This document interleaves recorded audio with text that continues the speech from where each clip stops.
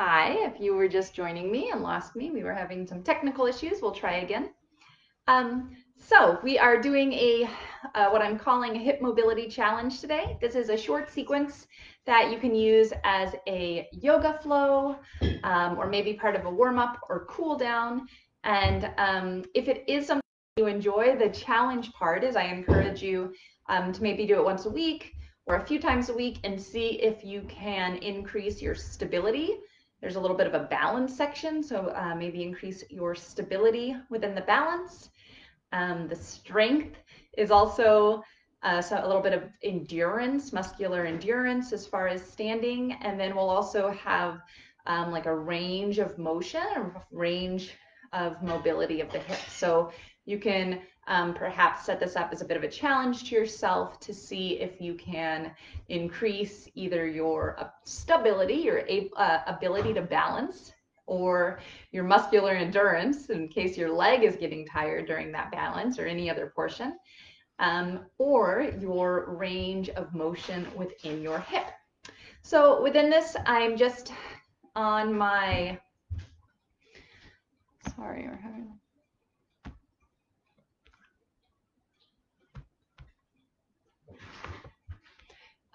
maybe you're still going. So we are sorry, I'm getting some warning messages on my video, but maybe it's still working. And you can just do this on the ground, no special tools necessary. Or one of the ways to like up it, if it's no challenge for you right now, eventually you could have a block to do this on, or even the curb or a stair, some elevated surface. So that's a potential if you are looking to increase your challenge. So we will go ahead and get started. So we're going to start seated. Again, you can just seat on the floor in a comfortable cross-legged seat. And I like to sit up on a block or a blanket just because it helps like right on the edge with my sits bone so that my pelvis is spilling forwards. So you can see when I sit flat on it, my knees come up. But when I sit on the edge, my pelvis spills forward, allowing my knees to naturally go down and naturally open my hips. So we'll just sit, roll the shoulders down the back and into the chest to broaden through the collarbones. And let's just take a full inhale here through the nose. And a full exhale out the mouth to arrive. Full inhale in through the nose. And a full exhale out the mouth to arise. One more time. This time, let's link the movement of our arms with our breath. Inhale. Let's seal the lips this time. Gaze forward or up to the hands. Exhale. Hands back. Excuse me, please. I can't hear you. I know. It's okay. Thank you. Inhale. Up. Exhale. Hands down. Inhale. Up. And as you reach up through the fingers, can you imagine lengthening through the sides of the body? Exhale, back down. We'll roll over the knees this time. And set up a tabletop position here. Hips stacked over knees and shoulders stacked over wrists. Again, broaden through the collarbones as you imagine your back is flat like a tabletop. On the inhale, we'll reach the tailbone and the sternum or the breastbone up to the ceiling. And then exhale to round. So some cat-cow movements with your breath. Inhale just to warm up the spine. Exhale to round. Inhale to open. Exhale to round. Inhale back to neutral. And now keeping the hands firm on the ground, let's root down through the right leg as we hover the left knee just off the earth. And if you do that, can you imagine the back, the sacrum, so the back hip points here staying neutral. So without lifting it and noticing this tilt, you're hovering it just enough to put a sheet of paper as you continue to drive the hip points towards the spine. So you can even bring this hand Or if again you're wanting this challenge, you could even bring a block and see if you can lift it and have that block stay on the back. And release the left knee back to the earth. And now inhale, right knee hovers. And again, doing it by keeping the frontal hip point drawing towards the spine and the sacrum pretty neutral. And the right leg back down. Inhale, left knee lifts just enough for that sheet of paper. Exhale, back down. So here we're working on this stability. So can we find this activation in the core without a huge shift of the hip points and the pelvis overall? So the legs are moving, but the pelvis is stable. And we'll come back to this move. I'm just alternating here side by side, which leg I'm lifting off the earth when we come to stand. Now, if you have a block there or anything, you can shift it back to the side. So keeping that in mind, our pelvis with this next move will shift a bit more, but trying to maintain some neutrality. Let's inhale and hover the left leg, and then reach the left knee towards the left elbow, and then open it around. And again, can you imagine just the leg moving? So the pelvis, of course, the pelvis will move a little bit, but can you try to maintain some neutrality in the pelvis and just allow the hip or the femur, the thigh bone, to rotate in the hip joint? And so circling it around, let's switch directions if you haven't already. As big of a circle as you can draw, and release the left leg back to the earth. Now inhale, hover that right knee off, and then bring the right knee to the right elbow. Again, trying to maintain neutral hips, and then begin to draw your big circles, whatever big is for you. And maybe you notice a difference from one side to another. That's okay. And switch directions. And so you might notice your hips shifting if when you're rotating your right hip, your left hip dumps towards the left side of your mat. Can you imagine pinning your left hip towards the back of the mat? And that will help create some of this stability that we're talking about. And return to neutral in tabletop. Let's tuck the toes as we walk the hands one handprint forward. And then inhale here as you tuck the toes, root down strongly through the hands and the toes, and then hover both knees off the earth this time as you reach the front hip points towards the spine. Broaden through the collarbones. Imagine that you're creating handprints in the earth. Hovering here, feel the core on. And then slowly draw the sternum towards the knees, crown of the head to the space between your hands, and then maybe begin to straighten the legs. But we're really looking for length in the back. So imagine sternum towards knees. And then if you can straighten your legs by keeping that length in the spine, then go ahead and do it. If not, don't worry about it. And so full inhale here. In this position we call downward dog. And full exhale. Let's root down strongly through the left foot this time in both hands. And then inhale the right foot up. Imagine spinning the inner thigh up towards the ceiling as you reach the heel towards the back wall. And so from here, let's reach the knee up towards the ceiling, right knee towards the ceiling, foot and toes towards the floor. So some people call this like three-legged dog and shaking the dog's tail. And again, as we did in tabletop, as you hold this position, can you imagine reaching and pinning the left hip towards the back part of the mat?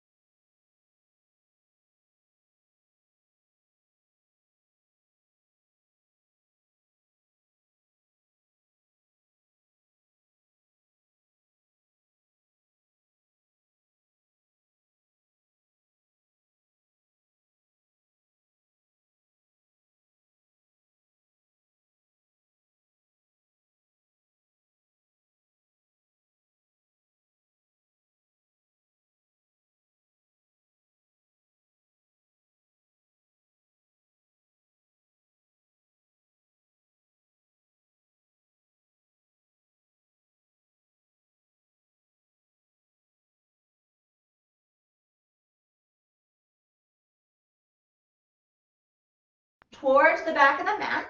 And then the left armpit, draw the left armpit towards the floor. So my left knee is directly over my front heel, and same with the back leg. So 90-90 legs. And from here, I want to scissor my legs together. So back heel draws, or front heel draws towards the back of the mat, and back knee draws forward. And you might notice activation of the hip flexors, maybe under the hamstrings, could be different from to see what you feel when you're actively drawing the legs together. Full inhale here, full exhale. And so from here, let's imagine that this front leg is moving around the clock. So we're at the 12 o'clock position here. Then I'll move to the 11, and I might be able to lean into it. Again, this really focuses on flexion of the ankle and knee joint, so don't do anything that hurts you. And then to the 10, and then to the 9. And as I do that, this front hip is staying neutral. So you'll find what your range is. My range is about at the 9. And so at this point, I can pivot the foot and continue to walk towards the other numbers, just reaching back at each number and seeing even, and this is a little bit of the balance component of this challenge, if I can reach back and across towards maybe like the 5 o'clock over there. And then when I find my range, just walk it back. As soon as I can flip forward, flip back forward until I come to about the 12 o'clock. And then at this point, maybe I can reach across. So moving from external rotation to internal rotation to the 1, the 2. I'm going to walk my feet over here to whatever my range is.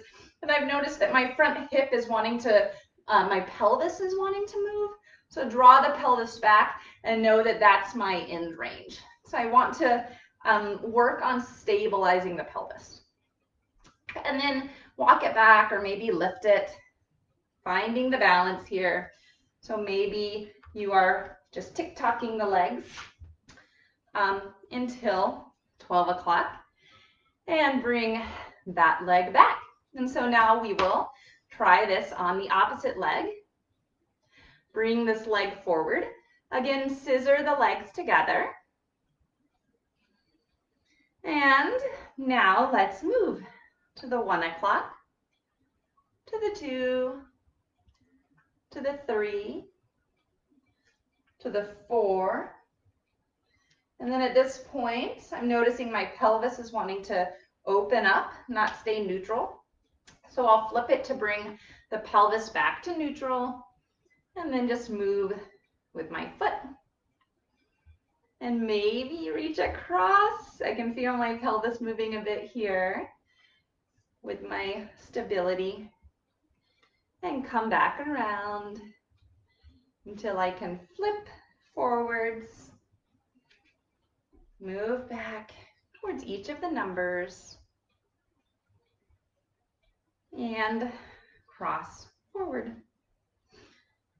And then maybe you're tick-tocking, or maybe you're hopping your foot until you come back to the 12. Again, scissor to notice the activation and return to kneeling. And you can come to sit hips to heels. Take a full inhale here.